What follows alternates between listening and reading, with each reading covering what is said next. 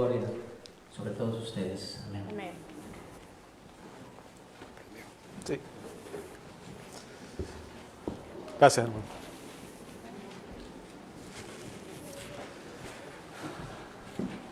Muy buenos días a todos. Sean bienvenidos. Es un gozo estar nuevamente congregados en este lugar, adorando a nuestro Señor. Damos gracias a Dios por la presencia de todos y cada uno de ustedes. Y nos gozamos una vez más en el Señor por permitirnos el privilegio de estar en este lugar para darle la gloria y la honra que Él merece. Amados, estamos siguiendo una serie basada en la carta del apóstol Pablo a la iglesia de Roma, en la cual Pablo, como un apóstol de Jesucristo, le está dando instrucciones precisas a una iglesia que hasta ese momento no había tenido a un apóstol en medio de ellos, para que ellos puedan conocer las verdades fundamentales del Evangelio de la gracia. Y el día de hoy vamos a seguir viendo en Romanos capítulo 8, vamos a ver los versos 35 al 39. Romanos capítulo 8, abre tu Biblia por favor. Romanos capítulo 8. Y el mensaje de hoy es una continuación del mensaje que empezamos la semana pasada, en el cual se habla de nuestra seguridad en Cristo. Romanos capítulo 8, versos 31 al 39. Abra ahí su Biblia, por favor.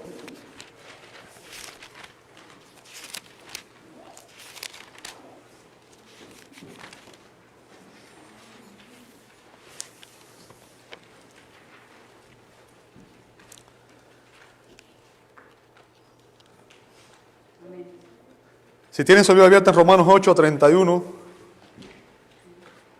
35 al 39, les voy a pedir por favor una vez más que nos pongamos en pie y vamos a leer esos versos antes de orar.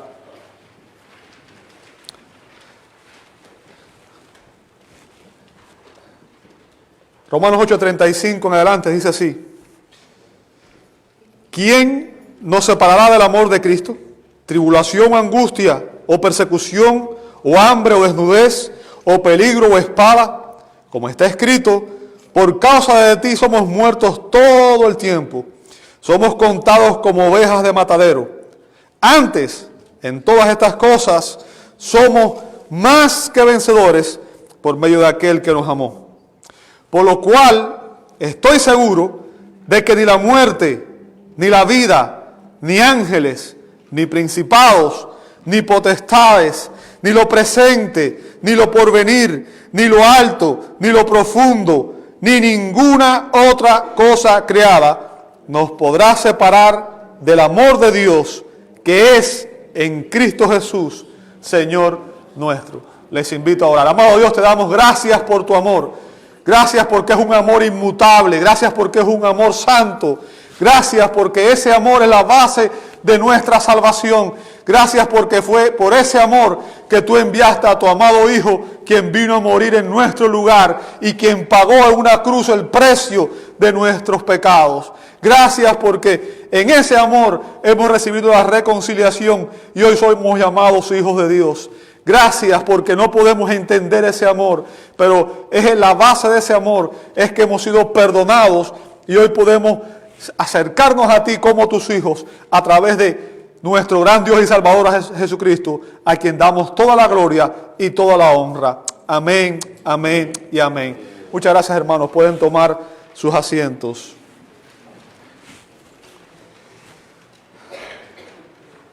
¿Puede un cristiano genuino perder su salvación? Esa es la pregunta que estamos viendo aquí. Ese es el punto que Pablo está haciendo. Fíjense que hago la pregunta y quiero enfatizar esto. ¿Puede un cristiano genuino perder su salvación? ¿Ok? El gran predicador Charles Spurgeon, no sé cuántos han oído hablar de él, dijo que él estaba tan seguro de su salvación que él podría agarrarse del tallo de una planta de maíz. Y no sé cuántos de ustedes conocen las plantas de maíz, pero las plantas de maíz no son muy fuertes, ¿sabes? que él podía agarrarse del tallo de una planta de maíz y balancearse sobre las llamas del infierno, mirar al demonio a la cara y cantar: bendita seguridad, Jesús es mío. Esa es la clase de seguridad que el apóstol Pablo quiere que los creyentes genuinos tengan referente a la salvación. Y en estos versos, que van desde el 31 hasta el 39, pero como dije, hoy vamos a ver la segunda parte, él nos está dando dos razones adicionales que garantizan la seguridad eterna de los creyentes. Dos razones que garantizan nuestra seguridad eterna. Dos razones que garantizan que un creyente genuino jamás se puede perder. ¿Cuáles son esas razones? Bueno, el apóstol Pablo nos enseña que en Cristo estamos eternamente seguros porque no hay condenación y porque no hay separación. Y la semana pasada hablamos sobre no hay condenación, ¿verdad? Como dije, el mensaje de hoy es una continuación, eso lo vimos en los versos 31 al 34. Vimos ahí que el Padre nos justificó y vimos que el Hijo nos redimió. Él pagó por nuestros pecados. Y el día de hoy vamos a ver los versos 35 al 39, en los cuales el apóstol Pablo enseña que no hay separación. No puede existir una separación entre un creyente genuino y Dios. Empezamos con el verso 35, en el que el apóstol comienza nuevamente con una pregunta retórica. Él dice: ¿quién nos separará del amor de Cristo? Fíjense, Pablo aquí ahora abandona la terminología legal que había empleado en los primeros versos, en los versos 31 al 34. Y ahora está hablando del lenguaje relacional, está hablando de amar, está hablando del amor. Bien. Y lo que Pablo está haciendo aquí es tratando de explicarnos la imposibilidad de que algo separe a un creyente genuino del amor de Dios, del amor salvífico de Dios. Recuerde que la salvación tuvo como base la libre y soberana voluntad de Dios basada en su amor salvífico. Como dice la Escritura, de tal manera amó Dios al mundo que envió a su Hijo unigénito para que todo aquel que en Él cree no se pierda, mas tenga vida eterna. Cuando se habla aquí de el amor de Cristo, en el contexto es una referencia al amor salvífico de Dios. O sea, se está refiriendo a la salvación específicamente. ¿Entiende eso? La salvación, la base de la salvación es el amor de Dios. El amor redentor de Dios. Y el apóstol, como dije, hace otra pregunta retórica. Él la hace, él mismo la va a responder. Su propósito es responder a todos los argumentos que un enemigo de la fe podría traer para tratar de negar estas verdades. Ahora, usted y yo sabemos, si usted ha leído la Escritura, que Dios es fiel. Dios no puede fallar, ¿cierto? Sabemos que Dios es fiel y que Él no puede fallarnos. Usted puede leer eso en la Escritura en 2 Timoteo 2:13. El punto es que usted y yo sabemos que usted y yo no somos fieles. Y que nosotros podemos fallarle. Y en el caso hipotético de que hubiera una prueba tan grande, una tentación tan grande, y usted y yo le falláramos a Dios, entonces, ¿qué pasaría? Ese es el punto que Pablo está haciendo aquí. Porque Pablo sabe que al enfrentar situaciones adversas, que cuando la vida se pone difícil, los creyentes podemos dudar del amor de Dios y podemos dudar incluso de nuestra salvación. ¿Sí o no? Voy a hacer la pregunta de otra manera para ver si ustedes se identifican con ella. Imagínense que Pablo hubiera preguntado aquí: ¿cómo puedo creer que Dios me ame cuando me han diagnosticado un cáncer u otra enfermedad mortal? ¿Cómo puedo creer que Dios me ame cuando falleció el ser que yo más amaba? ¿Cómo puedo creer que Dios me ame cuando he perdido mi trabajo y en consecuencia estoy perdiendo mi casa y todo lo que tengo? ¿Cómo puedo creer que Dios me ame cuando estoy experimentando tribulación o angustia o persecución o hambre o desnudez o peligro o espada? Esa es la pregunta que el apóstol está haciendo aquí. Y es una pregunta difícil, ¿cierto? Y muchas veces tratamos de evadirle, tratamos de darle la espalda. Pero ¿sabe qué? Pablo no era un maestro cobarde. Él mismo está haciendo la pregunta, porque él sabe que nosotros podemos traer esa pregunta. ¿Bien? Yo quiero que usted sepa que a lo largo de los años, en los años que llevo en el ministerio, he visto a muchas personas que parecían ser creyentes genuinos y que de repente, cuando llegaron las pruebas y las tribulaciones, se apartaron del Señor y renegaron del Señor, volvieron al mundo a su estilo de vida pecaminoso, volvieron a su vida de antes. Y esto no me extraña, ¿sabe por qué? Jesús mencionó, si usted ha leído la Escritura, sabe que en Marcos capítulo 4, versos 16 y 17 dice: estos son asimismo los que fueron sembrados en pedregales, los que cuando han oído la palabra, al momento la reciben ¿cómo?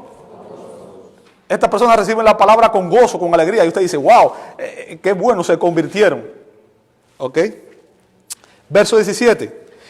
Pero no tienen raíz en sí, eso es importante ahí, sino que son de corta duración, porque cuando viene la tribulación y la persecución por causa de la palabra, luego tropiezan. O sea, estas personas a las que está hablando aquí, se dice que al recibir la palabra la reciben con gozo, y usted los ve, wow, es un creyente genuino, se goza en el Señor, parece que está realmente buscando el amor de Dios y la salvación de Dios, pero dice que cuando llegan la tribulación y la persecución, se apartan. Y lo que el Señor está enfatizando aquí, estas personas son falsos creyentes. Su profesión de fe no es genuina, es una profesión de fe superficial, es una profesión de fe emocional. Muchas personas vienen a las congregaciones y se usan métodos para atraerlos, ¿verdad? La música, las luces, y se manipula emocionalmente a las personas para que reciban el mensaje, sin realmente creerlo, conocerlo y entenderlo. Y lamentablemente cuando usted hace una decisión de ese tipo emocional, sin tener convicciones genuinas, eso no va a resistir la prueba. Ese es el punto. No hay convicciones profundas. Y cuando no hay convicciones profundas en las personas, lo que va a pasar es que ante la primera dificultad, ahí mismo va a abandonarlo todo. Y la pregunta que nos hacemos la mayoría, y que la mayoría de la gente cree, es: ¿fueron creyentes que perdieron la salvación? ¿Es eso? Y eso es lo que mucha gente cree, lamentablemente, que un creyente genuino puede perder la salvación. ¿Sabe? El apóstol Juan lo deja muy claro que eso no es así. El apóstol Juan dice en 1 de Juan 2:19, dice: salieron de nosotros, pero note lo que dice después, pero no eran de nosotros, porque si hubiesen sido de nosotros, habrían permanecido con nosotros, pero salieron para que se manifestase que no todos son de nosotros. ¿Cuál es el punto aquí, amado hermano? El punto es que si una persona que profesaba ser cristiano, un día reniega de Cristo y regresa al mundo a vivir como vivía antes, abiertamente en pecado y en rebeldía a Dios, demuestra con sus hechos que nunca perteneció a Cristo en absoluto. Estas personas no es que perdieron su salvación, es que nunca fueron salvos en primer lugar. ¿Ok? La Biblia es clara en que los verdaderos creyentes perseverarán hasta el final. Y también es clara en que no van a perseverar en sus propias fuerzas, en su propio poder, sino que ellos van a perseverar porque el Espíritu Santo, el Dios Trino, habita en ellos. Y es Él el que nos capacita para poder soportar las pruebas, las aflicciones y las tentaciones que nosotros vamos a enfrentar. Es Él, es Dios el que nos sostiene. ¿Sabe? El autor de esta carta puede hablar de esto y puede hacerlo con propiedad, porque él experimentó en carne propia cada una de esas cosas que él pregunta aquí. Experimentó persecución, tribulaciones, angustias, y aún al final de su vida él fue ejecutado por ser fiel al Evangelio.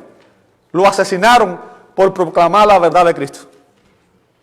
Usted puede leer su testimonio en 2 Corintios 11, 23 al 29. Ahí va a ver lo que Pablo había pasado hasta ese momento. Así que Pablo está explicándonos eso, pero sus palabras son un testimonio. Él no está diciendo una cosa y viviendo otra. Él está diciendo lo que él ya ha experimentado en su propia relación con Dios.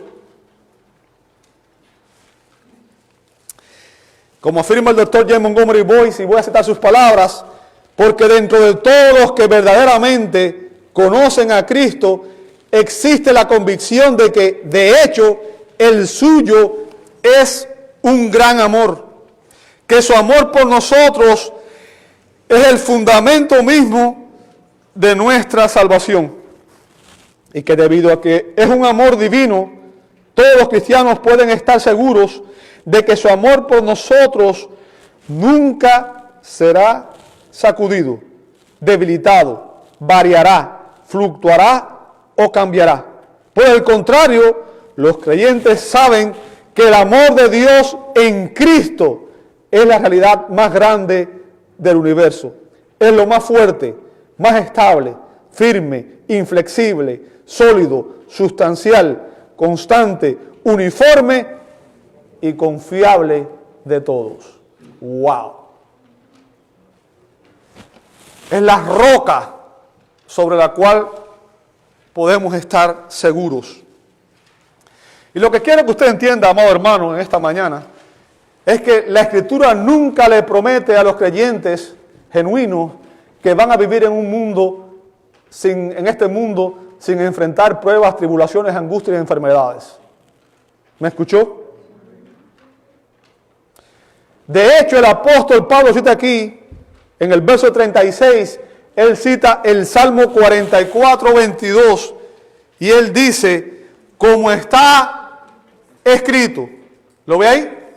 ¿Qué significa eso?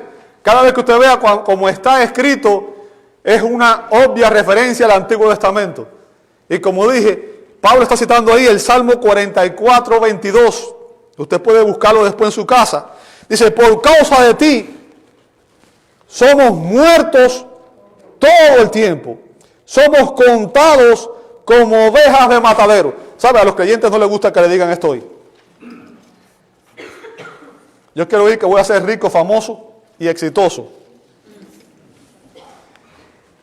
El autor del Salmo 44 está lamentando el sufrimiento de aquellos que son creyentes fieles, aquellos que no han abandonado el nombre de Dios y que sin embargo están siendo sujetos a humillación, a derrota, a burla e incluso a la muerte por su fe. ¿Me escuchó? Al utilizar ese verso como referencia, el apóstol Pablo está indicando que el sufrimiento no debe ser una novedad inesperada para los creyentes. ¿Me escuchaste? Lo que Pablo está diciendo es que los cristianos estamos expuestos en este mundo a experimentar las mismas pruebas que experimentan todos los demás. ¿Bien? También nos vamos a enfermar y también nos van a despedir de nuestro trabajo y también nos vamos a tener situaciones como esa. Pero además de eso, usted debe esperar que usted va a tener pruebas por el hecho de ser cristiano.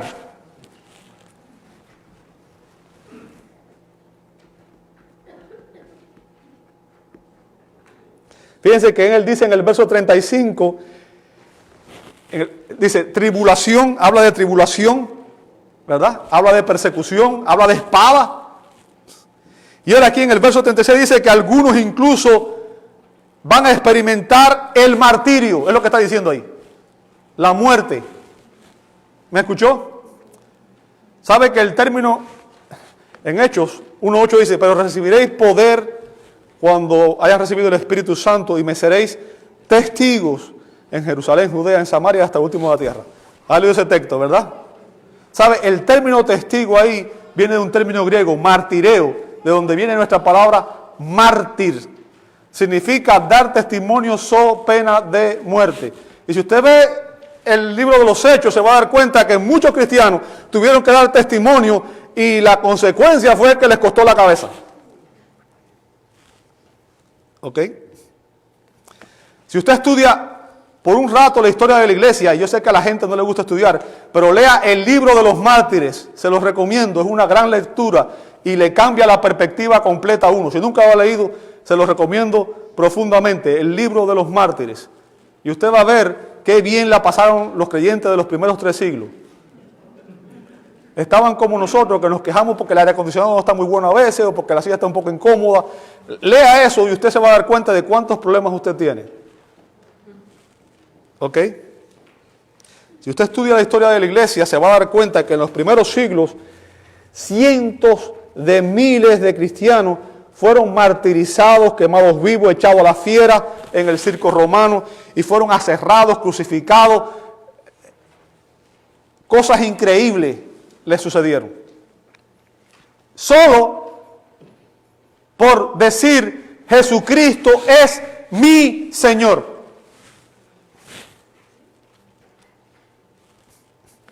La iglesia de Estados Unidos, y no de Estados Unidos solamente, sino la iglesia en sentido general en este tiempo, parece estar ajena a la persecución.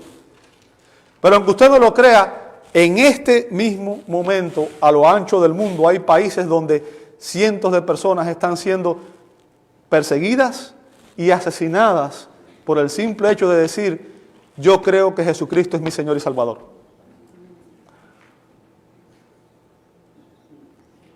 Hay personas que están siendo perseguidas y ejecutadas por decir, por proclamar esa verdad.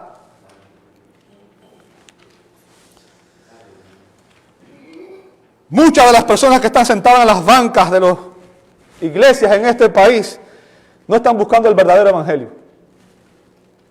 Están buscando charlas motivacionales en que se les diga cuánto éxito van a tener, cómo van a autorrealizarse, ¿cierto? ¿Cómo puedo ser un campeón? Descubre el campeón que hay en ti. ¿Sabes que el llamado del evangelio, el llamado de Cristo fue un llamado a la autonegación? Lea Mateo 16:24, quizás eso le abra los ojos. Si alguno quiere venir en pos de mí, niégate a ti mismo. Ahí debe empezar el evangelio. Hasta que tú no estés dispuesto a renunciar a tu independencia de Dios y a tu sometimiento de Dios, no has conocido el evangelio. Niegas a sí mismo. Y después dice, ¿qué cosa? Ve a pasear. No, ¿qué dice? Toma la cruz. ¿Y sabe lo que de qué es un símbolo de la cruz? De muerte. Cristo dio su vida en la cruz del Calvario. ¿Bien? Y sigan. Es un llamado a negarnos a nosotros mismos y a someternos al señorío de Cristo. Yo quiero que usted entienda que cuando el evangelio es proclamado fielmente, enfurece a los incrédulos. ¿Me escuchaste? La única razón por la que muchos creyentes hoy no enfrentan oposición es porque o nunca predican el evangelio, son cristianos de la secreta, o porque el evangelio que están compartiendo está adulterado y diluido para no ofender a los incrédulos. Eso es lo que hacen personas como yo, Austin y los demás, ¿verdad? Nunca usan palabras como infierno, ni como pecado, ni como condenación. Esas palabras están fuera de su vocabulario.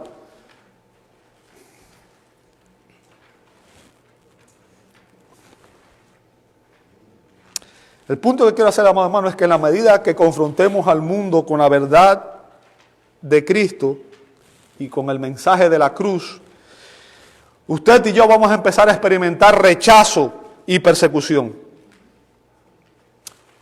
Y yo quiero que usted entienda, eso no lo digo yo, no lo inventé yo.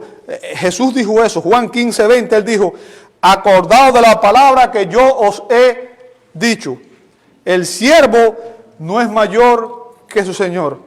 Si a mí me han perseguido, ¿qué va a pasar con ustedes? También a vosotros perseguirán. Y si han guardado mi palabra, también guardarán la vuestra. El punto que está haciendo es que seremos tratados así como Cristo fue tratado. ¿Y cómo fue tratado Cristo? ¿Cómo fue tratado Cristo?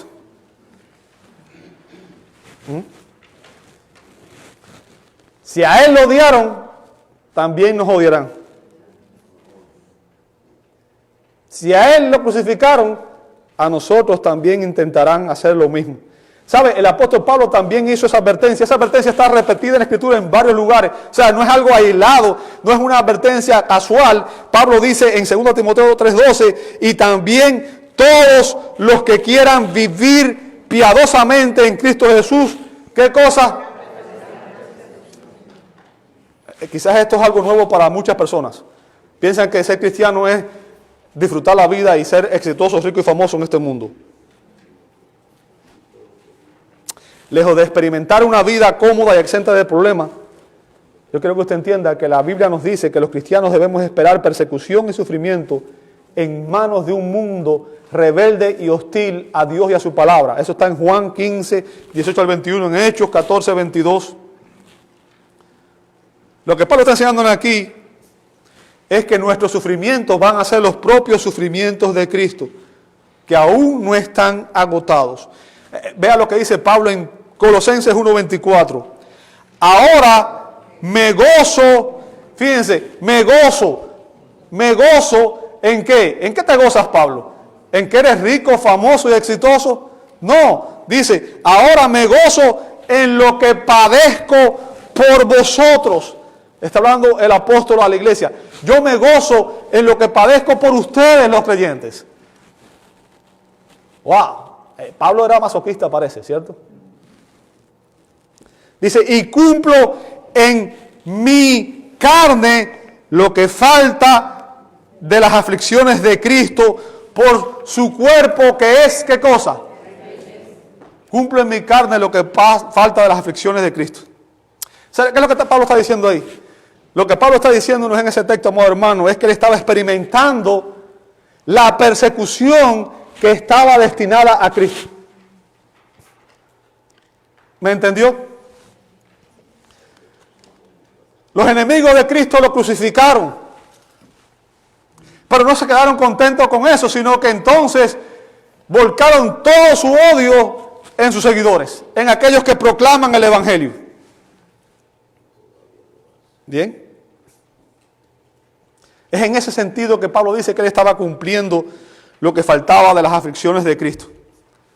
¿Por qué? Porque sus sufrimientos fueron el resultado de los ataques que los incrédulos estaban llevando contra el Señor Jesús y su palabra. ¿Sabe que los falsos apóstoles decían que los sufrimientos de Pablo eran evidencia de que Dios no estaba con él y que él era un fraude? Ese era el ataque que le hacían los falsos apóstoles a Pablo. Y por el contrario, Pablo les dice a ellos, Pablo afirmó que sus sufrimientos eran la evidencia de su lealtad inquebrantable a Cristo.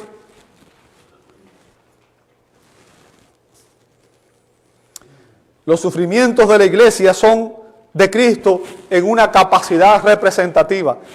Nosotros somos su pueblo, somos su cuerpo. Y al atacarnos a nosotros, el mundo está atacando a Cristo.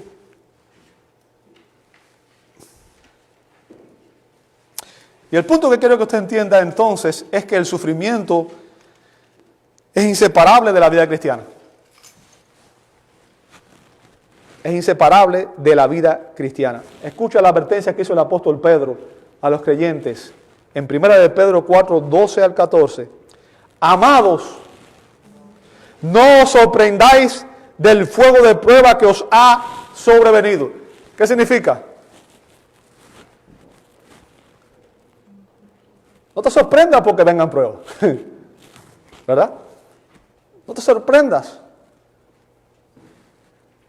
No os sorprendáis del fuego de prueba que os ha sobrevenido como si alguna cosa extraña aconteciese, sino gozaos, gócense, por cuanto sois participantes de ¿qué? De los padecimientos de Cristo, para que también en la revelación de su gloria os gocéis con gran alegría. Si sois vituperados por el nombre de Cristo, sois bienaventurados, porque el glorioso Espíritu de Dios reposa sobre vosotros. Ahí está. Un creyente, un cristiano no debe ver las pruebas y la persecución como algo que sucede accidentalmente. ¿Bien? Recuerden, Dios es soberano. ¿Qué significa eso? Dios está en control de... Entonces todo lo que sucede en tu vida y en mi vida, dice Romanos 8:28, que todas esas cosas nos ayudan a bien y que son conforme a su propósito eterno. ¿Sí o no?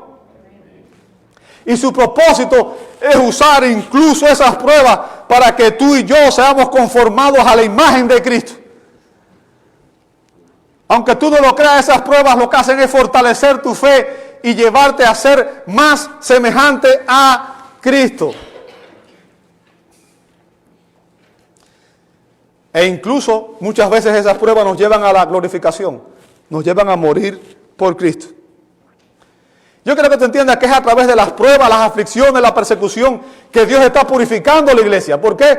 ¿Sabe? Cuando la iglesia es perseguida, nada más van a congregarse aquellos que realmente están dispuestos a morir por Cristo. En los países donde hay persecución, los únicos creyentes son los creyentes fieles. Cuando tú pagas un precio por ser creyente, las cosas cambian. Es muy fácil venir aquí a Estados Unidos a una iglesia, ¿verdad? Nos resulta fácil. Y aún así la gente se queja.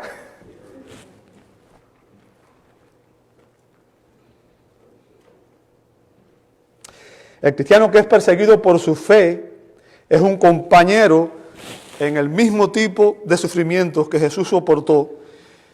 Y a ellos se les promete en Mateo 20, 20 al 23 una gloriosa recompensa. Y esa es la esperanza que nos sostiene en el presente. Recuerde que es el Espíritu de Dios el que nos sostiene.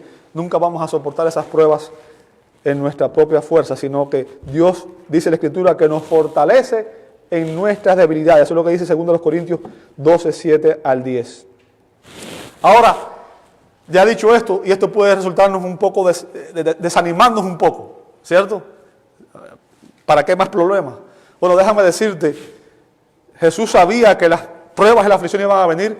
Él quería que los creyentes supiéramos eso, porque lo que pasa cuando las personas creen que todo les va a salir bien y empiezan a tener problemas es que culpan a Dios pensando que lo que dijo el predicador de que iba a ser rico y famoso era la verdad y no vieron la Escritura como es, y entonces a quien le echa la culpa no es al predicador que los engañó, sino a Dios mismo, ¿verdad?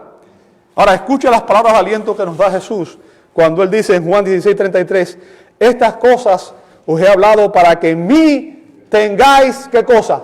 Paz. Oye lo que dice después, en el mundo tendréis, ¿qué cosa? O sea, fíjense que Él no prometió que en el mundo estaríamos exentos de aflicciones. ¿Lo ve ahí? Él dijo, en el mundo tendréis aflicción, pero después dijo, pero confiad, yo he vencido al mundo. ¡Wow! ¡Wow! La base fundamental para resistir la adversidad, las aflicciones y la persecución es la victoria de Cristo en la cruz del Calvario. La victoria de Jesús sobre el mundo. A través de su muerte, Jesús hizo nula y sin efecto acta de los decretos que nos eran contrarios. Hizo nula y su decreto la oposición del mundo. Jesús obtuvo la victoria sobre Satanás y sus demonios, dice Colosenses 2, 14 al 15, y sobre el pecado y la muerte en 1 Corintios 15, 51 al 58.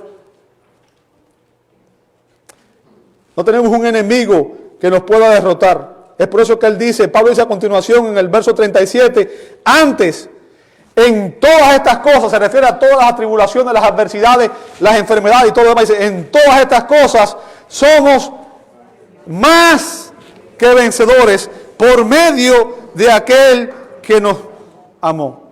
O sea, Pablo llama a los cristianos aquí más que vencedores. Usa un término griego, hupernikao. Es un término compuesto. Huper, que significa sobre, y nikao, que significa vencer. Literalmente significa ser más que vencedor. Conseguir una magna victoria. Se encuentra aquí en Romanos 8:37 y algunos lo traducen literalmente, somos hiper vencedores. ¿Ok? Preeminentemente victoriosos. Y usted dirá, ¿cómo vamos a ser victoriosos si nos están persiguiendo, nos están destruyendo, nos están matando? Recuerda que somos peregrinos y extranjeros en este mundo. Recuerda que esta no es tu mejor vida. Si esta es tu mejor vida, es porque el próximo vas al infierno por la eternidad. ¿Comprendes eso? Recuerda que en realidad estamos aquí de paso. ¿Ok? Tú y yo somos más que vencedores, pero no en nuestras propias fuerzas o porque nosotros vamos a perseverar, sino por la gracia y el poder del Redentor. Dios vino a habitar por la fe en ti y Él es el que te da la fuerza y el poder para resistir esas adversidades, para resistir esas pruebas y salir victorioso. Lo que Pablo está diciendo aquí, amado hermano, es algo redundante, es algo que ya viene de los versos 28 en adelante. Lo que él está diciendo es que a todos aquellos a los que Dios escogió, a los que Dios predestinó, a los que Dios llamó y a los que Dios justificó en Cristo, inexorablemente van a perseverar y van a alcanzar la glorificación, como se dice en los versos 29 y 30. O sea, Dios nos va a otorgar la gracia suficiente en Cristo para que seamos victoriosos sobre cualquier adversidad o circunstancia. Y es que, ¿qué es lo peor que le puede hacer a alguien a usted? Matarlo, ¿cierto? Matarlo. Si los enemigos nos quitaran la vida y nos separaran de nuestros seres queridos, aún eso no podría separarnos del amor de Dios. Pablo sabía que estar ausente del cuerpo era estar, ¿qué cosa? Y él dijo, estoy en estrecho, no sé qué escoger, porque prefiriera estar ausente del cuerpo y estar con Cristo. Por eso él dijo, para mí el vivir es Cristo y el morir es ¿qué cosa? Esa es una perspectiva celestial. Lamentablemente muchos creyentes hoy no tenemos esa misma perspectiva. Estamos muy atados a lo que tenemos aquí y ahora. Y nos gusta más esta vida que la vida por venir. Amamos más el mundo que el reino de Dios.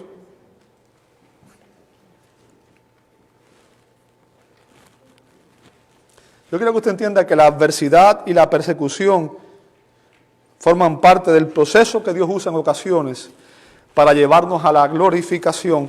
Eso fue lo que ocurrió con Esteban. Si usted lee en Hechos 7, 55 al 60, narra que Esteban fue el primer mártir cristiano que fue perseguido por predicar la verdad.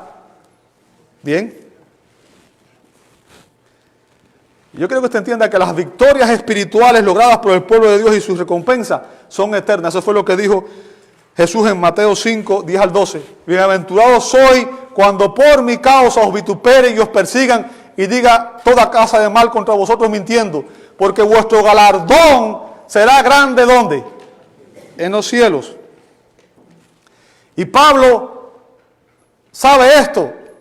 Pablo concluye este hermoso pasaje con un grito de victoria. Él dice, fíjense, por lo cual estoy seguro. Ahora, ¿por qué Pablo estaba seguro? Como les dije, estaba seguro porque recuerden, él había experimentado esta verdad de primera mano. Y en estos versos él está siendo inspirado por el Espíritu Santo y él ya ha vivido la experiencia cristiana. Son sus convicciones y es la verdad que Dios le ha revelado. Dice, por lo cual estoy seguro de que ni la muerte, ¿lo ve ahí? O sea, Pablo presenta aquí una gran verdad. La muerte no puede separarnos del amor de Cristo. ¿Bien?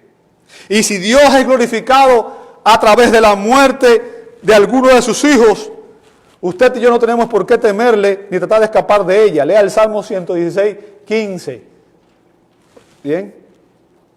Dios hace que todas las cosas redunden para nuestro bien, dice el verso 28. Así que aún la hora de la angustia y la muerte, el Salmo 23 dice, aunque ande en valle de sombra de muerte, ¿qué cosa? No temeré porque tú estarás conmigo. Y otra vez cito a Charles Spurgeon, dijo que la muerte no es un castigo para el creyente, sino que es la puerta de la alegría sin fin. En Cristo somos supremamente victoriosos sobre la muerte, porque Cristo dio su vida para que usted y yo tuviéramos ¿qué cosa? Vida eterna. ¿Sabe eso? Vamos a estar eternamente en la presencia de Dios, donde no hay más muerte, ni sufrimiento, ni angustia, ni enfermedad, ni persecución, nada que pueda separarnos de ese amor. Bien. Y Pablo continúa diciendo, estoy seguro de que ni la muerte, ni la vida, ni ángeles, hablando de los ángeles santos, ni principado, hablando de los demonios, ni potestades, hablando de las autoridades, ni lo presente, ni lo porvenir, ni lo alto, ni lo profundo. Y note lo que dice después, ni ninguna otra cosa creada nos podrá separar del amor de Dios que es en Cristo Jesús, Señor nuestro.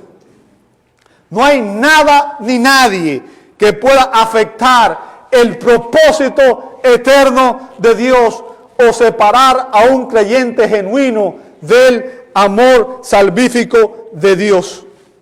El amor de Dios por todos aquellos que estamos en Cristo, escúchame bien, es inmutable y es eterno. ¿Ok? Es por eso que podemos afirmar que en Cristo, usted y yo, si estamos en Cristo, estamos eternamente seguros, porque nada ni nadie nos puede separar del amor de Dios. Te invito a orar. Amado Dios, te damos gracias por la convicción que tú nos das en tu palabra de que nada ni nadie nos puede separar de ese amor. Un amor que no cambia, un amor que es genuino, un amor que es perfecto, un amor que es inmutable, un amor que nos sostendrá hasta el final. Gracias porque tú no fallas. Y gracias porque ese amor es el que nos sostiene. Y en ese amor es que estamos confiados. Y sabemos que en cualquier situación tú nos darás la gracia para poder soportar las adversidades. Y que algún día saldremos victoriosos y podremos estar cara a cara adorándote eternamente. Gracias porque tu amor fue tan grande que tú estuviste dispuesto a venir a este mundo y morir en una cruz para darnos redención y vida eterna. Gracias por ese sacrificio precioso. Ayúdanos, Señor, a meditar en las verdades de tu amor y ayúdanos a vivir convencidos de que nada ni nadie nos puede separar del amor de Dios que es en Cristo Jesús, nuestro Señor. Amén y amén y amén.